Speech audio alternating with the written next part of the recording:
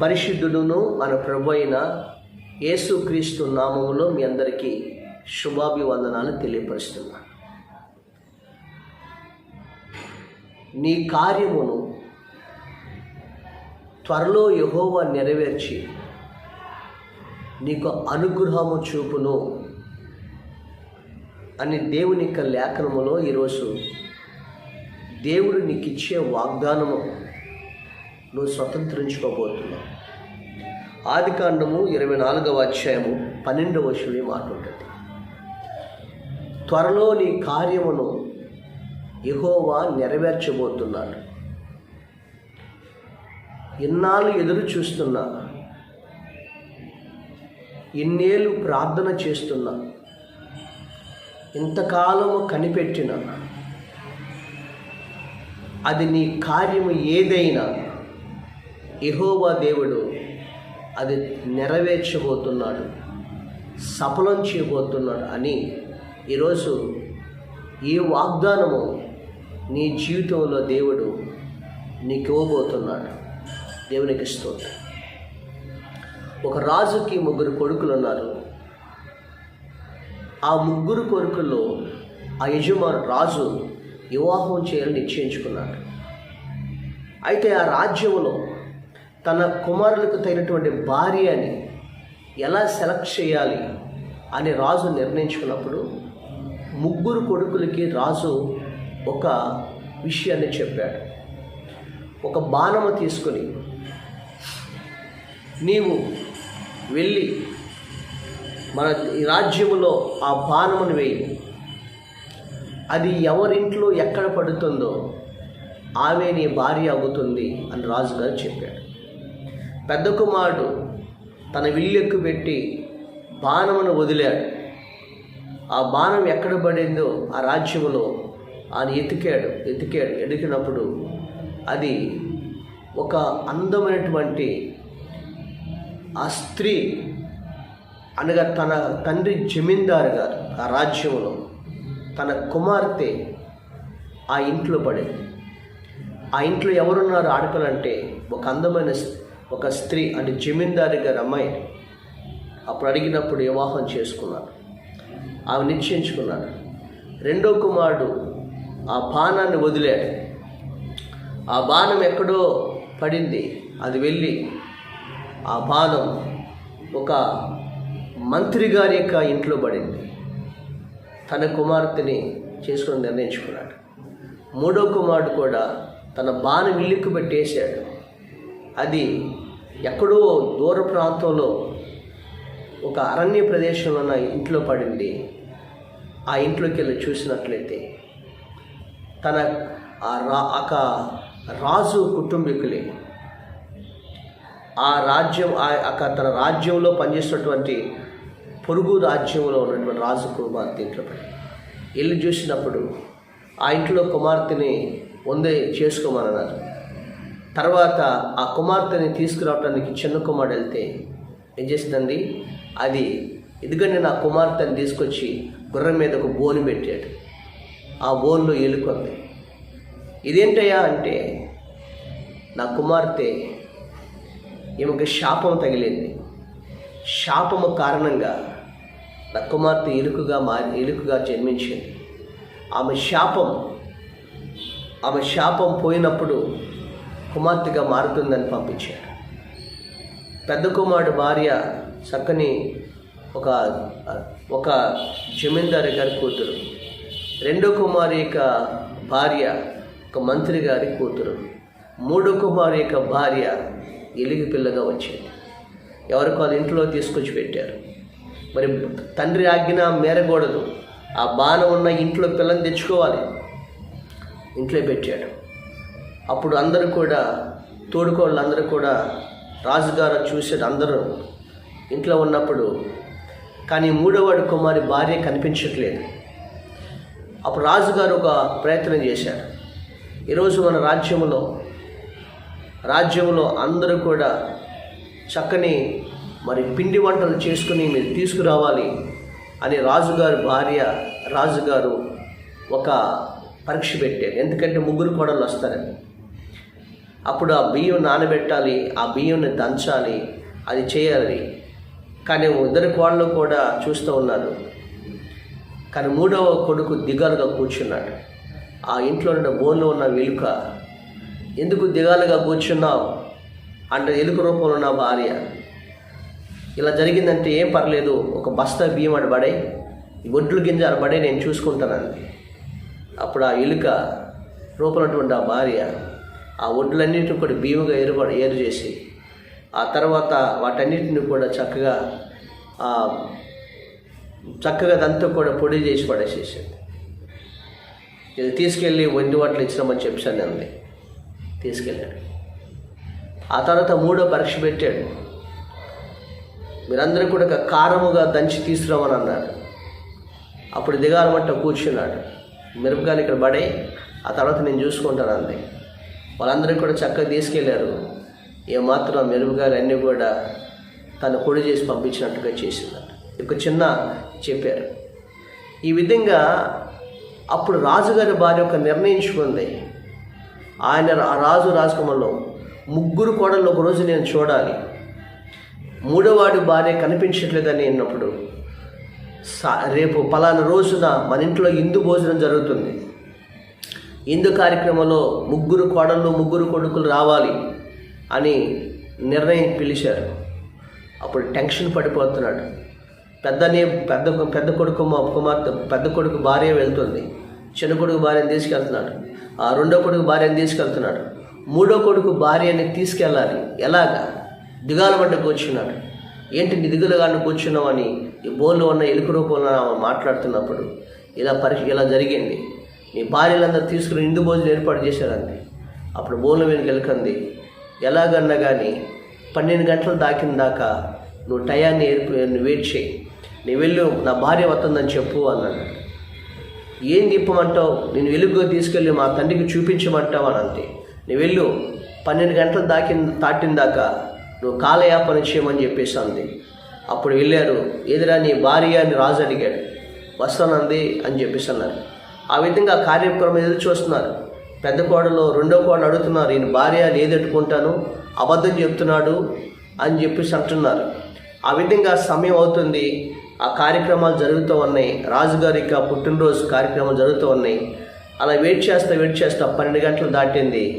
ఆ తర్వాత ఒక ముసుగేసినటువంటి ఒక స్త్రీ రాజభవన్లోకి వచ్చినప్పుడు పిలిచింది. వెళ్ళి రాకుమారుడు పక్కన నిలబడినప్పుడు చూసినప్పుడు, నీ భార్య నేను చెప్పానంది. వెంటనే వాళ్ళ తండ్రితో చెప్తున్నాడు, ఇదిగో నాన్నగారు, ఇదిగో నా భార్య అని అందరికి చూపించినప్పుడు ఆమె ముసుగు చూస్తే ఒక అందమైనటువంటి ఒక దేవకన్యలాగా ఉన్నట్టు అన్నది భార్య కనిపించింది. ఈ యువరాజు ఆశ్చర్యపోయాడు. ఏం జరిగింది, అసలు ఏంటి ఇలాగని చూసినప్పుడు చాలా ఎంతో చక్కగా ఉంది. ఒక కథ రూపంలో చెప్పారు. దీన్ని ఆశ్చర్యపోయారు, ఏం జరిగిందని చూస్తే. ఆ తర్వాత ఆ రోజంతా కూడా చక్కగా సందడి చేసి, అందుకని అందమైన భార్యను తీసుకొచ్చాడు, అందుకనే బయటికి తీసినట్లు అనుకున్నారు. తన తండ్రి తల్లి అందరికీ సంతోషించారు. ఇంటికి వచ్చాడు. అప్పుడు యువరాజు చెప్పాడు, నువ్వెందుకు ఈ టైం వరకు ఎలుక రూపంలో ఉన్నావు, మళ్ళీ ఎందుకు పగలు ఎలుక రూపంలో అవుతున్నావు అనేటప్పుడు చెప్పింది, నా తండ్రికి ఒక శాపం ఉంది. నా తండ్రి ఒక పక్షిని ఎవరినో తపస్సు చేసుకున్నప్పుడు కొట్టాడు. అది శాపంగా నీ పుట్టిన పిల్ల ఎలుక అవుతుంది. ఒక యువరాజును చేసుకున్నప్పుడు యువరాజును చేసుకున్న పలానా టయానికల్లా ఆ యువరాజు ద్వారా నీ కుమార్తెకి శాప విముక్తి అవుతుందని చెప్పారు. ఈ రోజున నువ్వు చేసుకున్న ఈ టయానికి నా శాప విముక్తి అయిపోయిందని చెప్పేసి అని యువరాజు చెప్పారు. ఆ రోజు నుండి ఆ యువరాజు తన భార్యతో రాజ్యములో ఎంతో సంతోషంగా ఉండి తన యొక్క కుమార్తె తండ్రి రాజ్యాన్ని ఈ యువరాజును సొంతం చేసుకుని పాలించడం ప్రారంభించాడు. తెలుస్తుంది. ఇది ఒక చిన్న ఉపమానం ఏంటంటే, ఈ యువరాజు తాను ఎంతో దూరపడిన బాణం యొక్క ఒక వెలుగుగా ఉందనుకున్నప్పుడు కానీ దానిలోనే దాగబడింది ఒక ఆశీర్వాదకరమైన భార్య. అనగా తన తండ్రి మాటకు లోబడి ఆ బాణం పడిన చోట నుండి తీసుకుని వచ్చాడు, లోబడ్డాడు. దాంట్లో ఒక చక్కనైన భార్య ఉందని అతనికి తెలియదు. ఆ తర్వాత ఆ శాప విముక్తి పొందిన తర్వాత తన భార్య, అందమైన భార్య తన ఎదుటికొచ్చి నిలబడినప్పుడు తన తండ్రి రాజ్యాన్ని పరిపాలన చేసి ఇతనికి ఒక రాజ్యాన్ని మరి ఆ యొక్క చిన్న యువరాజుకి లభించేది. పెద్ద కొడుకు జమీందారి కూతురైతే, రెండో కుమారుడికి మంత్రి కూతురైతే, చిన్న కుమారుడికి ఒక రాజ్యానికి మరి రాజుగారి కూతుర్ని చేసుకున్నట్లుగా ఆ యొక్క దాంట్లో చెప్తూ ఉన్నారు. ఈరోజు నీ జీవితంలో నీవు దేవుని మాట వింటే ఎలుకగా నీకు జీవితంలో కనిపించవచ్చు. అంటే నీ జీవితంలో ఒక శాపంగా కనిపించవచ్చు, కార్యము కనిపించకపోవచ్చు. కానీ ఆ ఎలుక రూపములో ఉన్నటువంటి ఒక రాజుగా, అందమైనటువంటి భార్యగా ఎలాగుందో అలాగే నీ జీవితంలో కూడా నీ కార్యము అంత ఆశీర్వాదకరముగా, అంత దీవెనకరంగా, నువ్వు చూడటానికి ఆశ్చర్యపోయే రీతిగా దేవుడు నీ కార్యాన్ని జరిగించబోతున్నాడు. నేను స్తోత్రం కలుగునుగా. ఈరోజు అబ్రహాము దాసుడైనటువంటి ఎలియాజరు అనే ఇతన్ని పంపించాడు అబ్రహాము. అప్పుడు ఎలియాజరు అన్నాడు, ఒకవేళ నేను ఆ ప్రాంతానికి వెళితే, ఒకవేళ ఏ కుమార్తెనైతే నేను అడుగుతానో ఆమె నాతో పాటు రాకపోతే, అసలు ఆమె నా యజమానుడి కుమారుడికి భార్య ఎక్కడుందో నాకు ఎలా తెలుసు అని అడిగాడు. అక్కడ చూసినట్లయితే అప్పుడు అంటాడు, 7వ వచనం చూడండి, ఆదికాండం 24:7 వచనం. నా తండ్రి ఇంటి నుండి నేను పుట్టిన దేశం నుండి నన్ను తెచ్చిన, నాతో మాట్లాడిన, నా సంతానమునకు ఇచ్చినని ప్రమాణం చేసిన పరలోకమందున దేవుడగు యెహోవా తన దూతను ముందుగా పంపును, అక్కడ నుండి నా కుమారునికి భార్యని తీసుకుని వచ్చేది అన్నాడు. మొదటి మాట ఏంటంటే, నీవు వెళ్ళు, నీకు ముందుగా తన దూతని దేవుడు పంపుతాడు. నువ్వు ఎక్కడికి వెళ్ళాలో, నాకు కుమారుడికి భార్యగా ఏర్పాటు చేసినది ఏ ఊరిలో ఉందో ఆ దేవుడే నీకు మార్గాన్ని చూపిస్తాడు. అక్కడి నుండి నా కుమారుడికి భార్యని తీసుకుని వస్తా అని అబ్రహాము చెప్తాడు. దేవునికి స్తోత్రం.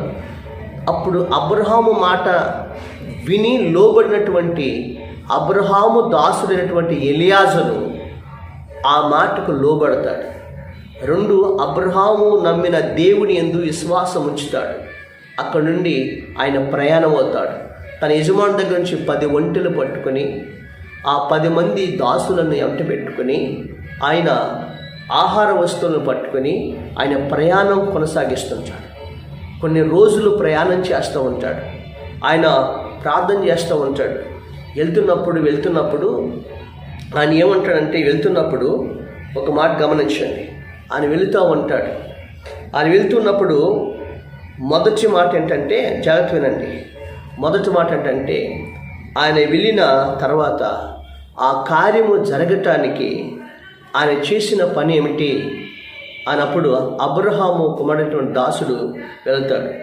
వెళ్ళినప్పుడు అక్కడ ఒక బావి దగ్గర కనిపిస్తుంది. ఒక బావి కనిపిస్తుంది చూడండి. ఆ బావి దగ్గర కొంతమంది స్త్రీలు అక్కడ నీళ్లు చేదుకుంటూ ఉంటారు. బావి దగ్గర నీళ్లు చేదుకుంటూ ఉంటారు.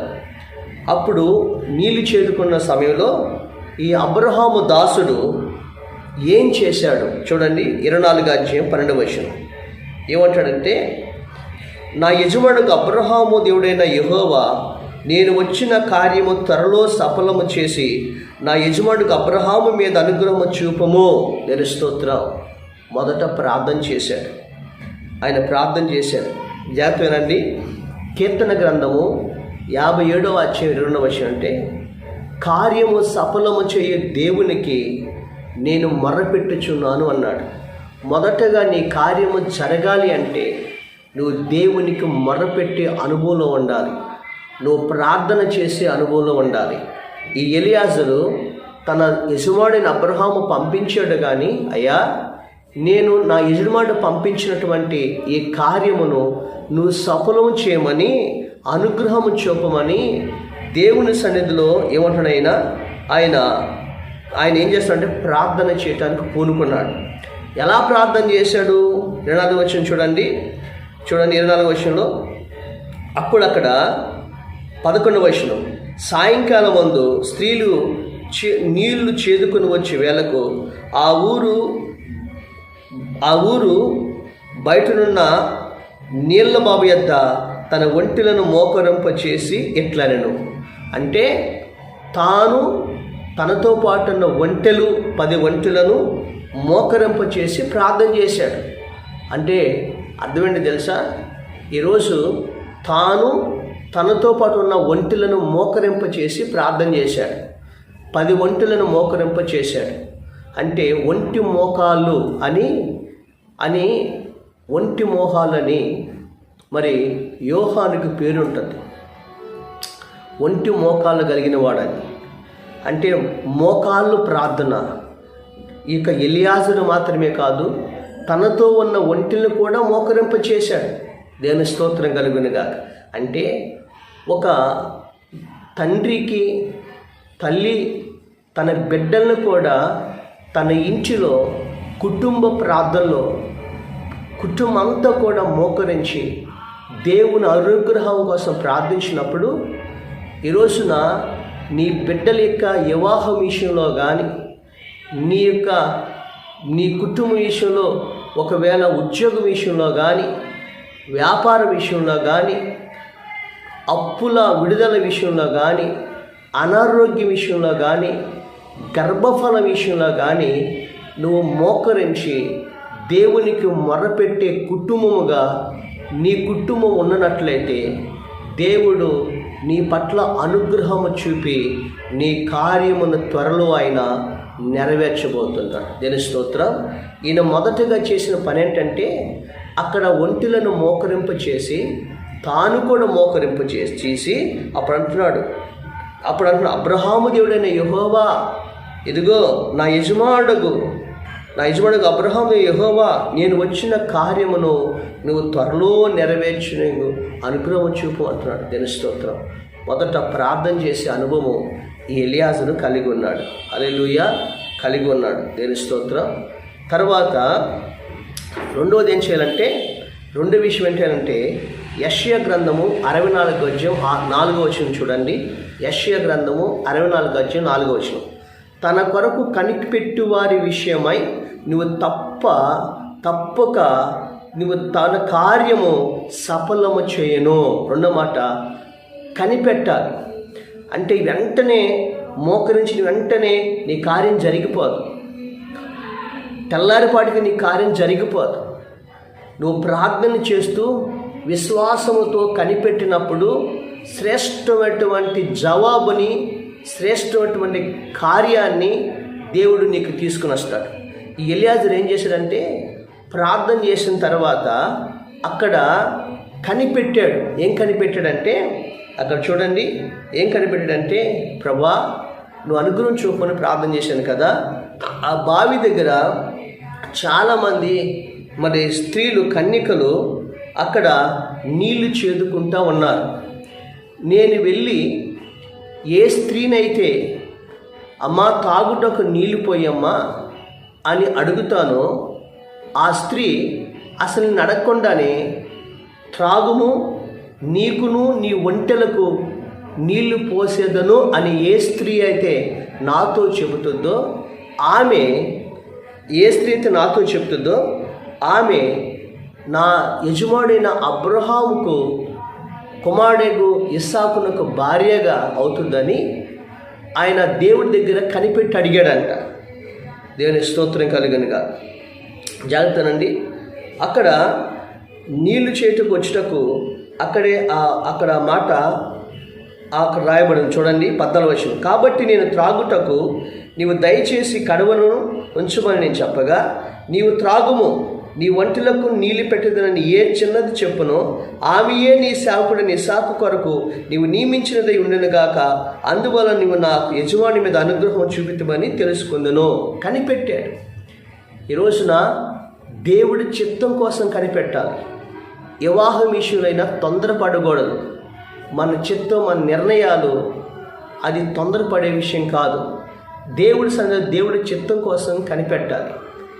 ఈరోజు గర్భఫల విషయంలో కనిపెట్టాలి. తెలుసండి, జీవంలో కలిగిన దేవుడు యెహోవా కొరకు కనిపెట్టుకున్నవారు ఆయన భూమిని స్వతంత్రించుకున్నారు రాయబడింది. దేని స్తోత్రం.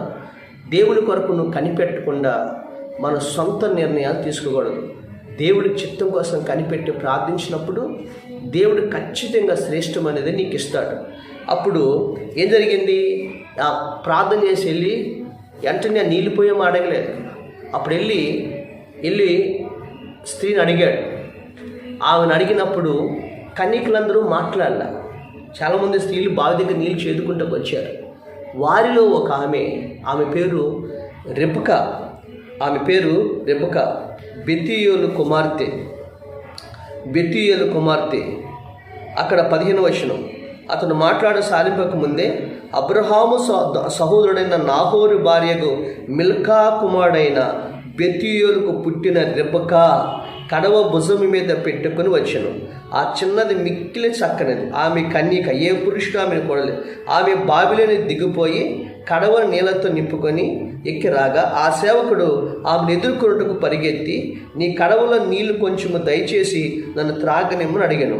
అందుకామె, అయ్యా త్రాగుము అని చెప్పి త్వరగా తన కడవను చేతి మీద దించుకొని అతను దాహం ఇచ్చాను. మరియు ఆమె అతను దాహం ఇచ్చిన తర్వాత, నీ వంటలు త్రాగుటకు వాటిని కూడా నీళ్లు చేదిపోయేదని చెప్పగా. దేవునికి స్తోత్రం. కనిపెట్టాడు కదా. ఆలో రెబెకా అనే ఆమె పేరు రెబెకా, బెతూయేలుకు పుట్టిన కుమార్తె. అమ్మా కొంచెం దాహం అవుతుంది, నీ కడవలో నీళ్లు కొంచెం పోస్తావని ఎలియాజరు వెళ్ళి అడిగాడు. అడిగినప్పుడు ఆమె ఏంది? అయ్యా త్రాగుము, నీకును నీ ఒంటెలకు కూడా నేను నీళ్లు పోస్తాను అని చెప్పింది. కనిపెట్టాడు. అప్పుడు చాలామంది కన్యకలు ఉన్నారు. ఆ చాలామంది కన్యకల్లో దేవుడు నిర్ణయించిన అమ్మాయిని ఈ యజమాని దగ్గర, ఈ దాసు దగ్గరికి దేవుడు పంపించాడు. దేవుని స్తోత్రం. ఈ రోజున మనకి తెలియదు లోకంలో మనుషులు ఎలాగున్నారు. మనుషుల మనస్తత్వాలు మనకి తెలియదు.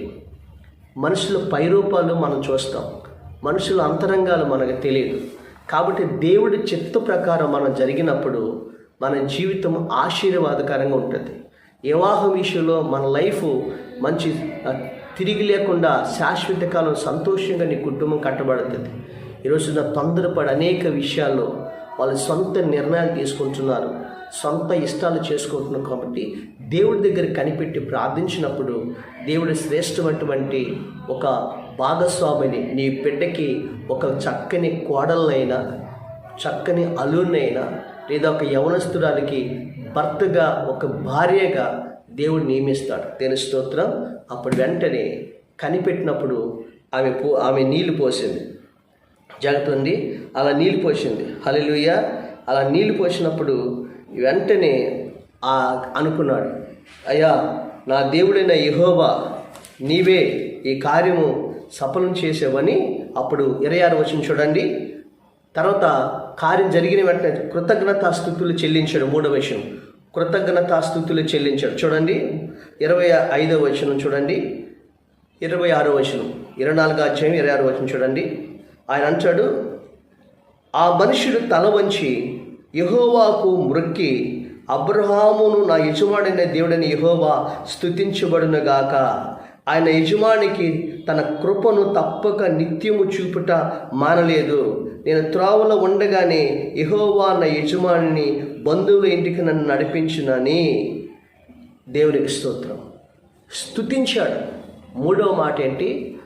దేవునికి స్తుతించాడు. ప్రభా నేను త్రోవలో ఉండగానే నా యజమానికి దేవుడు తన కుమారుడికి భార్య అని నా ఎదుటికి రప్పించి అని నా యజమానికి తన కృప చూపాడు అని తన దాసుడు దేవుని కృతజ్ఞతాస్తుతులు చెల్లించాడు. 3వదిగా నీ జీవితంలో ఏమన్నాడంటే దేవునికి కృతజ్ఞతాస్తుతులు చెల్లించే అనుభవం నీకు ఉండాలి. దేవుడి కృపను నువ్వు పొందుకుంటావు. కీర్తన గ్రంథము 138వ కీర్తన 8వ వచనం చూసినట్లయితే, యెహోవా నా పక్షము నా కార్యము సఫలము చేయును, నీ కృప నిరంతరము ఉండును, నీ చేతి కార్యములను విడిచిపెట్టవు అన్నాడు ఆయన. దేవుని స్తోత్రం. ఇతడు 3వ పని ఏంటంటే దేవునికి కృతజ్ఞతాస్తుతులు చెల్లించాడు. మన జీవితంలో కూడా చాలామంది దేవుడి కార్యాలు జరిగిన తర్వాత మనం దేవుణ్ణి మర్చిపోతాం. దేవునికి కృతజ్ఞతాస్తుతులు చెల్లించము, దేవుని మందిరానికి రాము, కార్యం జరిగే వరకు మనం ప్రార్థన చేస్తా, కార్యం జరిగే వరకు దేవునిలో కన్నీళ్ళు కచ్చి ప్రార్థన చేస్తా, కార్యములు జరిగిన తర్వాత దేవుణ్ణి మర్చిపోయే వాళ్ళు చాలామంది ఉన్నారు. కానీ ఎలియాజు అలా కాదు, దేవునికి తల వంచి నేను వచ్చిన ఈ కార్యమును నువ్వు సఫలపరిచావని దేవునికి కృతజ్ఞతాస్తుతులు చెల్లించాడు. దేని స్తోత్రం, హల్లెలూయా. ఈరోజు జాగ్రత్త వినండి. అప్పుడు తన యజమానుడు ఆ చిన్నది తన ఇంటికి తీసుకెళ్ళింది. ఇంటికి తీసుకెళ్ళిన తర్వాత అప్పుడు ఆయన చెప్పాడు.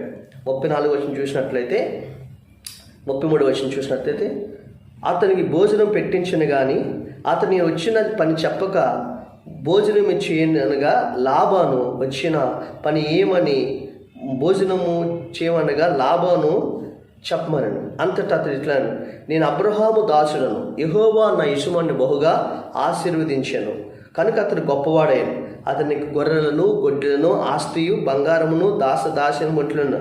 నా యజమాను భార్య వృద్ధాప్యమందు కుమారుని కరెను, అతని తన ఆస్తి అంత ఇచ్చెను. కాబట్టి ఎవరి దేశముందు నివసించున్నాను ఆ కనానీయుల పిల్లలు ఒక పిల్లను నా యజమానికి పెండ్లి నా యజమాని వద్దకు తీసుకురామని పంపించినని చెప్పాను అని దాసుడు చెప్పి, అయ్యా నేను ఎవరినంటే అబ్రహాము దాసుడను, అతడు నన్ను నా యజమానికి కుమారుడు ఉన్నాడు, అతను కుమారుడికి ఒక మంచి భార్యని కనుక్కుని వెతికి తీసుకురామన్నారు. అప్పుడు నేను ఇలా చేశాను, నీ కుమార్తె యెహోవా పక్షముగా చిత్తంలో దొరికింది, నేను అందుకోసం వచ్చాను అన్నాడు. అప్పుడు వెంటనే జాగ్రత్తవేనండి, అప్పుడు వెంటనే ఇది మరి నీ కుమార్తెని తీసుకెళ్ళటానికి ఇష్టమేనా అడిగినప్పుడు చూడండి ఒక మాట అంటున్నాడు. ఏమన్నాడంటే ఆయన 50వ వచనం చూడండి, 50వ వచనంలో ఒక అద్భుతమైన మాట అంటాడు. ఇది యెహోవా వలన జరిగిన కార్యము. 50వ వచనం అంటాడు, ఇది యెహోవా వలన జరిగిన కార్యము, మేమైతే అవునని కానీ కాదని కానీ చెప్పజాలము. ఇదిగో రెబెకా నీ ఎదుటున్నది, ఆమెను తీసుకుని పొమ్ము. దేవుని స్తోత్రం. అబ్రహాం ఏమన్నాడు? నా తండ్రి అనే దేవుడే నీకు ఆ కుమార్తెను చూపిస్తాడు, ఆమెను నువ్వు తీసుకుని వస్తావన్నాడా? ఇప్పుడు రెబెకా యొక్క తండ్రి బెతూయేలు పుట్టినటువంటి తన అన్న లాబాను వీళ్ళందరూ చెప్తున్నారు, ఇదిగో ఇది యెహోవాలో జరిగిన కార్యం కదా, ఇక మేము అవునని కానీ కాదని కానీ అనవేక, దేవుడు చూపించినటువంటి మరి అబ్రహాము కుమారుడు కోసం నాకు ఏర్పాటు చేసినటువంటి చక్కని ఆత్మని ఏర్పాటు చేశాడు కదా, ఇక అవమానం కాదని నువ్వు ఎందుకంటాము, నా కుమార్తెని ఎదుట ఉన్నది నువ్వు తీసుకుని వెళ్ళిపోమని అన్నారు. అప్పుడు రెబెకాని అడిగాడు, అమ్మా నువ్వు ఎరుటికి ఇష్టమేనంటే ఆమె ఇష్టం అంది. అప్పుడు దేవుని సన్నిధిలో ప్రార్థన చేసి అప్పుడు వెంటనే ఆ యజమానుడు దాసుడు రెబెకాని ఒంటి మీద ఎక్కించుకుని ఆయన ప్రయాణమై అబ్రహాము దగ్గరికి రెబెకాని తీసుకుని వచ్చాడు. దేవుని స్తోత్రం. చూడండి 64వ వచనం, 63వ వచనం చూడండి. అప్పుడు సాయంకాలమున ఇస్సాకు పొలంలో ధ్యానింప బయలువెళ్ళి కనులెత్తి చూసినప్పుడు ఒంటిలో వచ్చినను. రెబెకా కనులెత్తి ఇస్సాకును చూసి ఒంటి మీద నుండి దిగి మనల్ని ఎదుర్కొంటకు పొలములు నడుచున్న మనుష్యుడు ఎవరని దాసును అడగగా అతడు నా యజమానుడని చెప్పాను కనుక ఆమె ముసుగు తీసివేశను. అప్పుడు ఆ దాసుడు తను చేసిన కార్యములన్నీ ఇస్సాకుతో వివరించి చెప్పాను. దేవుని స్తోత్రం. చూసారండి, ఆ సమయంలో ఇస్సాకు పొలములో ప్రార్థన చేస్తున్నాడు, అయ్యా నా దాసుడు నాకు భాగస్వామి భార్య అని వెతకటానికి వెళ్ళాడు, నీ చిత్తంలో ఉన్న అమ్మాయిని నాకు భార్యగా మీరు చూపించండి పొలములో ఇస్సాకు ప్రార్థన చేస్తున్నాడు. ప్రతిరోజు వీళ్ళు వచ్చే వరకు ప్రార్థన చేస్తున్నారు. అదే పొలములోనికి ఇస్సాకు ఏ భార్య కోసమైతే దేవుడి చిత్తంలో భార్య కోసమైతే ప్రార్థన చేశాడో ఆ రెబెకాని ఆయన ముందుకు దేవుడు తీసుకొచ్చాడు. తెలుస్తుంది. ఈరోజు నువ్వు ప్రార్థన చేసినప్పుడు దేవుడు నీ కార్యము జరిగించి నీ ముందుకే ఆ కార్యాన్ని తీసుకుని వస్తాడు. అప్పుడు వెంటనే ఇస్సాకు రెబెకాకి అద్భుతమైన వివాహం జరిగించి అబ్రహాము దేవుని కృతజ్ఞతాస్తుతులు చెల్లించాడు. ప్రియమైన దేవుని బిడ్డలారా, దేవుడు ఎంత గొప్ప దేవుడు అంటే నీ కార్యమునైనా త్వరలో సఫలపరిచే దేవుడైనా 3 సఫలపరిచాడు.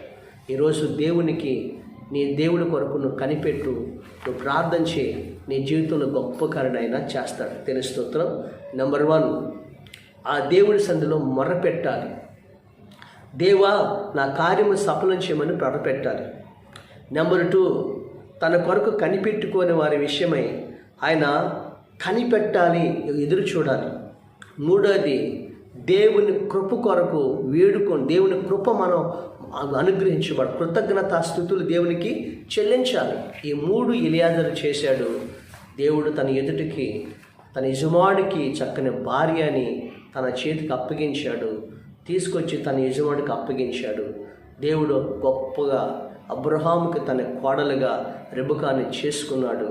దేవుడు ఆశీర్వాదకరంగా వివాహమును జరిగించాడు. అట్టి కార్యం అబ్రహాము జీవితంలో, అబ్రహాము దాసుడైన యజమానైన ఎలియాజరు జీవితంలో దేవుడు జరిగించాడు. దేవుని స్తోత్రం. ఈరోజు నువ్వు కూడా ఏ కార్యం కోసం ఎదురు చూస్తున్నావో ఆ కార్యము నీ జీవితంలో జరిగినట్లుగా నువ్వు ప్రార్థన చేస్తే ఆ కార్యము నీ వద్దకి దేవుడే జరిగిస్తాడు.